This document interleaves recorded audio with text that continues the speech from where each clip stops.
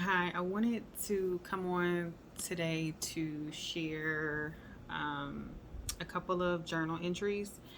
And so the first one I titled The Discomfort of Healing. And the quote says, "We don't always come to healing willingly. Instead, we fight and claw to stay inside the prison of our own pain, convincing ourselves we can't help it. Familiarity is persuasive like that, but hope is a determined voice. She will keep calling you." And that is by Dr. Rebecca Ray. Thank you so much for that. So, what got me writing about this was I was listening to a podcast, and the podcast, if I'm not mistaken, it was Hardly Initiated, I believe so, and it was Tim Ross. He was on there talking about. I heard him say something interesting, and so I'll kind of read from my notes here a little bit. But Tim Ross was talking, and he was saying that he was actually talking to his therapist, and his therapist told him that only 1% of people actually do their soul work. And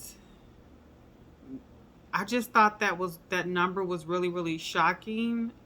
Very, very shocking. Um, yeah, and then he was saying he went on to keep saying about how if you think of a career-ending injury and that people it's not really career ending necessarily. It doesn't have to be, but a lot of people don't really want to go through the rehab process um, because the rehab process is often longer and more painful than the original injury that had taken place. And I thought that was like so, like, maybe basic to some people, but it was like really deep because mentally, that's how a lot of us are when it comes to dealing with our mental health and being open to go to therapy and even acknowledging that we might need to go to therapy and do some healing work. So yeah, I just thought that was interesting. Yeah, and so I had said here the concept of therapy and digging deep inside of oneself to start unpacking things is uncomfortable. And it involves a lot of tears and emotions you've either suppressed or didn't even realize were there. And I could say that's so true because I would say like last year before I had gotten baptized and things like that, I was already feeling that something was like taking place. Um and I was having like these heavy bouts of just severe crying and just all these things and that was starting to happen. Um some of it I couldn't quite explain, but I knew something was taking place, and I don't want to say it was like an emotional meltdown, but sort of, kind of. But it was the beginning process of me understanding that I actually needed to do some healing work. And the tears would come about as I would like listen to sermons or read certain things from books and and just really take inventory of my life and acknowledge some of my emotions that I had been feeling and journaling. I started writing a lot, and then things began to surface in terms of like what I needed to take a closer look at. And so, yeah, for sure, I can definitely say that in this whole healing process, it is a journey. It really is. And I can remember towards the beginning of this road here, I remember talking to God and saying, God, please don't let this process take no longer than a year or two. Or I was asking him to put a time frame on it because I was like feeling, I was still like deep in a pit, and I was like feeling like just this, I don't want to say agony, but sort of. It was just like how much healing do I need to do? What else is there I need to look at? And I really didn't realize the amount of things I had buried, over the years. And so when Tim Ross had made that analogy in terms of a career-ending injury, and that the rehab process is so much painful and longer, I just thought that's so true. We experience trauma in a certain season of our life, at various seasons of our life, and it's like the collection of those things that pile up, and that's what ultimately leads to that long rehabilitation period that we need, because we don't take pit stops to really like deal with things, and it builds up over time. So I just thought that was like really interesting after I heard him say that. So yeah, and then I had said here, why are there so many broken people that have been broken by so many things?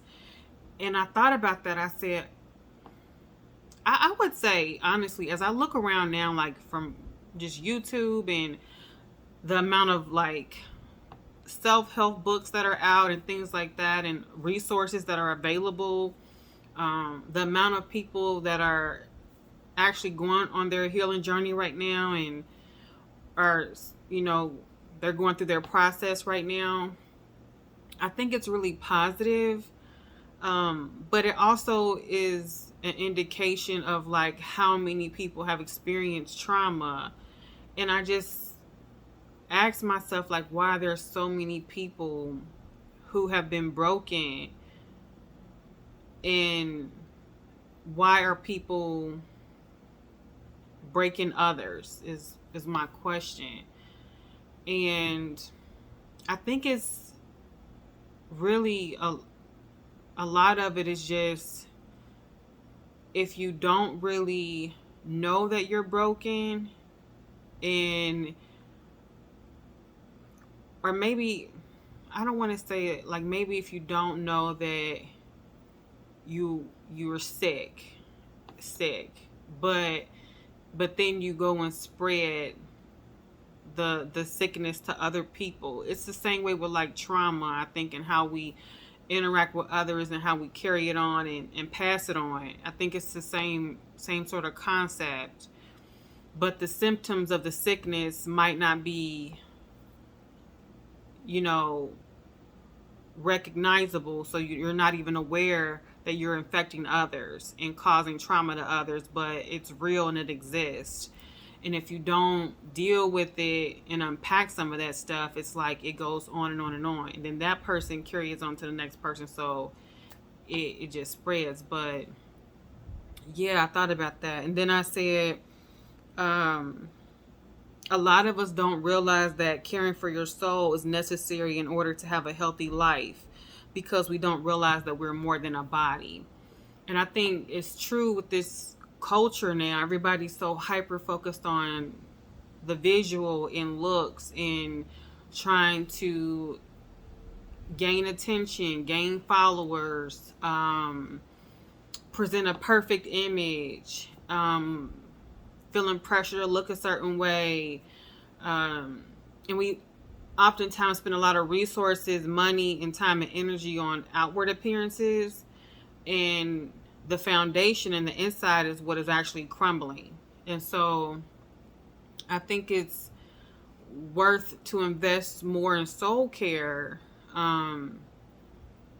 because that will then affect so many other areas in your life. And that's something I had come to realize later on in my life, actually. So yeah, I just thought that was like really, really interesting. And I also heard him talk about like how much he actually invests in his mental health. He was talking about the therapy he goes to, and how often, and the financial resources he puts towards that. And I just thought that was like really, really positive and interesting, because again, like a lot of us, we use other things as therapy. We shop a lot, or we go buy things that we probably can't even afford, or we talk to people just to vent, but that are not really resources to us to help us.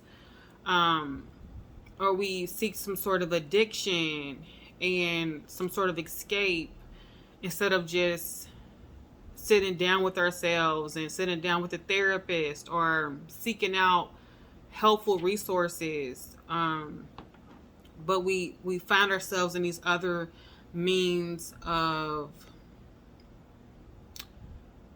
the things that distract us but bring us temporary satisfaction and may bring us a means of escape, and then we keep searching out that thing that brought us that temporary satisfaction because we don't want to deal with the root of other things that might be going on.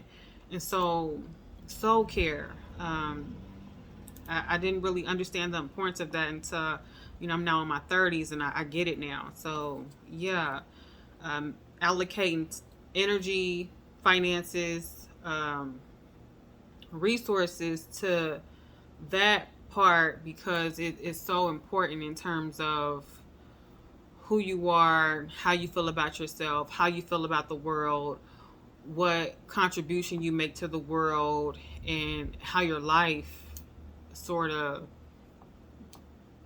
presents itself. So I just thought that was really, really interesting. I had heard him say that. So yeah. And then just like quick little share. So the other day I was driving to a store that I had never been to here. And so of course I had my GPS on. And so as I was driving there, it was taking me like through all these turns, and I was like, what is going on? And it seemed like it was taking me a long time too, but it was just all these like random turns, and I didn't really think much of it because again, I had never been there, but I was just like, am I going the right way? And I had to like make sure that, had the right destination inside the GPS. And so I had made it to the store, and then once I had done my shopping and came back out, again, I had put in my GPS because I didn't memorize the way I had came to get there. So then I put in my GPS to get back home. And as I was driving, so I was leaving the store, and the turn out of the store, it was the same sort of turn I remember taking to get there. But after that initial turn, it started taking me a whole different route. And I was like, I immediately became uncomfortable, because I was like, what is going on? This is not taking me anywhere that I just had traveled and came from. And then it took me down like this long road. And so as I was traveling down the long road, I slowed down and I almost stopped because I was like super uncomfortable. And I was like, okay, I'm about to get lost. This is not taking me the right way. And it was just a long road. It was like hardly no traffic on it. It was no buildings really, but it was like this long road. And I was like, where is this taking me? Where is this taking me? And so I slowed down to recheck my coordinates on the GPS. And it was right. It was taking me back to my place, my house. But I was just like, why am I going down this long road? So I didn't stop. I kept going, but I was like super nervous and uncomfortable because I just thought in my mind that I was still going to get lost. But the directions were clearly there, and it was taking me to where I asked it to take me. So anywho, as I get down this long road and I finish traveling down this road, the next turn I come to is like the street, like the main street that goes right to my house. And I was like, so a couple of revelations I had gotten from that. After I had traveled down the long street, I was for sure thinking I was going to get lost.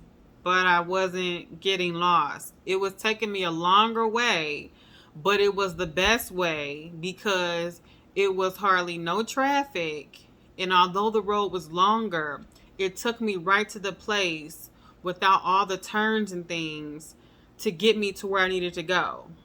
And it's like a good thing that I didn't use and memorize by heart the way I had come, because I couldn't use that from a frame of reference to go back. I could have, but it would have been a lot more turns and it would have been hard to remember that. And so basically, I guess the whole point of what I'm saying is that our life, we build up a lot of things in terms of our memories and experiences and just events and trauma and things like that. It builds up over time, and we don't just become who we are in a moment or in a particular season. It's a collection of things that's molded us into who we are. And so for healing, the journey might look really long and daunting.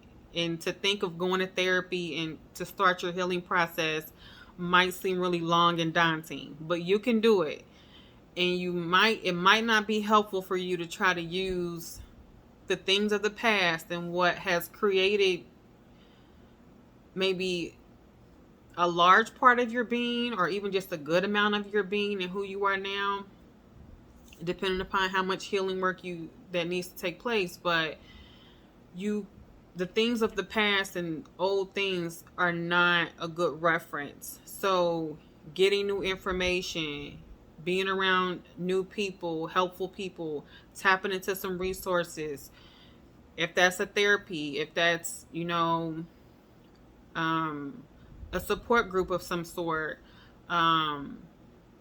different things, different resources to help.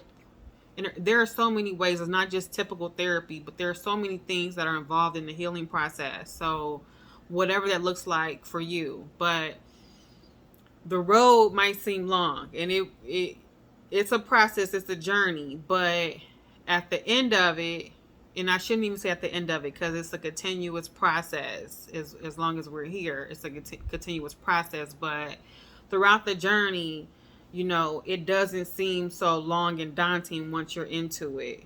But that initial couple of turns might be very uncomfortable, and you might want to back out or turn around to go to old things, old ways, your old life.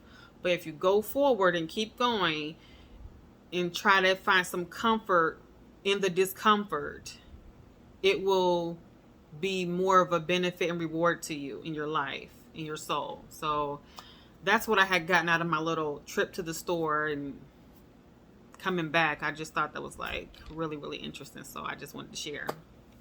And a couple of other things I had written down here was, I said, oh yeah, I had heard, I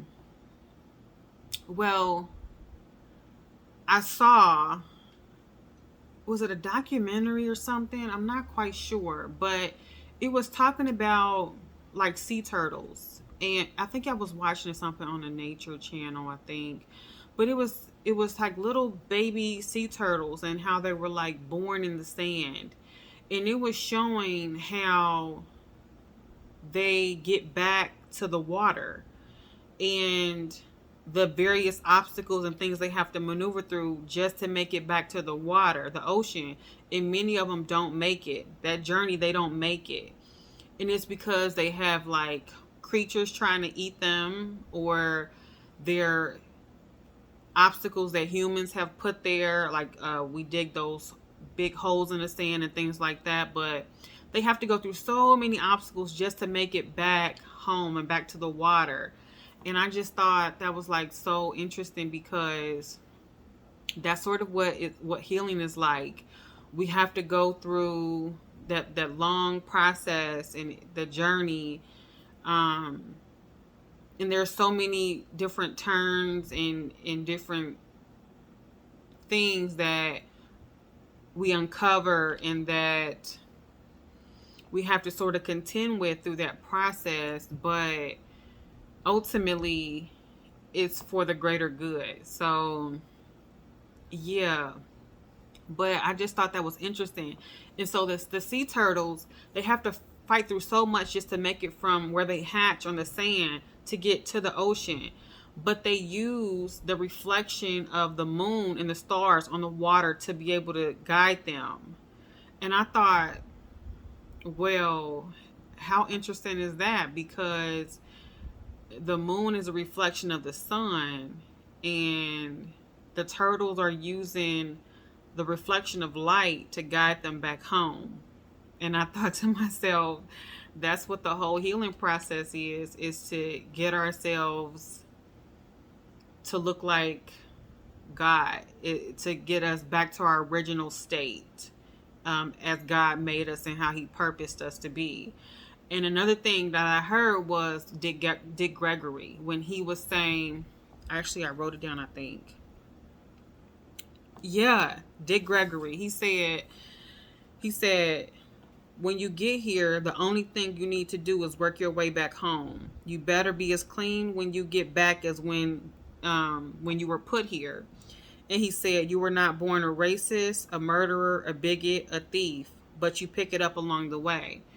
So again, it's like going back to our original state in which God intended for us to be, how he made us and how he originally created us to be. And so I think our experiences, the trauma, everything that's happened to us in our lives, it sort of shapes us. And maybe you might not, be a thief or a murderer or something like that, but it's just the point is that we still pick up negative things along the way. And we carry those things if we don't intentionally drop them off and work through them. We carry it and it shapes us to be on the light side or dark side in that whole thing. But it's like the whole point is to go through your healing process and to really be intentional about it. No matter how hard it is, you can do it. But it's just about being willing to go through the process so that, as Dick Gregory said, you can be as clean as when you got here. But to purify yourself, and God will help you do it. He will he will put people and resources in your path to help you along the way. So you're not alone. That's the whole thing too. A lot of people think they will be alone, but you're not alone. You're never alone, because guaranteed there's somebody else, many people in the world who are either going through the same thing you're going through, have been through the same thing you're going through, and have made it through that thing. And it's like, once you get through your thing, you can also like reach back and help someone else. So that's the other importance of like going through your process, because again, like I said it in another video, but like not one of us experiences every single event, trauma, experience in life.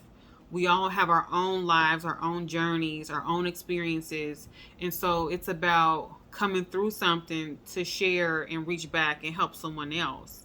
So, go through your process. Go through your process. And it's continuous. So be open to always remaining just teachable and willing to learn and discover and really look at those hard things that you don't want to look at, or you suppressed for so long and you never looked at. But it's okay. It's okay. Your mental health, your physical health, and your future you will thank you for it. So yeah, I just think it's so important. But yeah, like I heard Dick Gregory say that about working your way back home and being as clean as possible, and then the sea turtles making their way back home and how they use the reflection of the moon, the light. And so again, with us humans, us looking to God and to look of his ways, and we are a reflection of God. So it's about us purifying ourselves to be a reflection of God. And during your process, your healing process, your journey, your spiritual journey, he will help you along the way. And yeah, And I heard, it was a song I listened to. The song was titled Heart Like Heaven. And I cannot remember who sings the song, but it's like one of my favorite songs ever. And I thought of that song just in this moment, because I think that's ultimately the whole point too, is to get our hearts to reflect heaven in God's kingdom. And everybody's journey and process to that point looks different, but it's about us helping each other in like a positive way though. And we can only really help someone and be a positive impact to someone else if we do our own soul work. So be open and willing to do your soul work. You have help. You're not alone. God will help you, and He will put the people and resources in your path along your journey, so you won't be lost. I don't care how long the journey is, you won't be lost. So yeah, but yeah, I just thought that was really interesting. I wanted to come on and share that. So yeah, the discomfort of healing. So yeah, thank you so much for listening, and I will talk to you on the next video.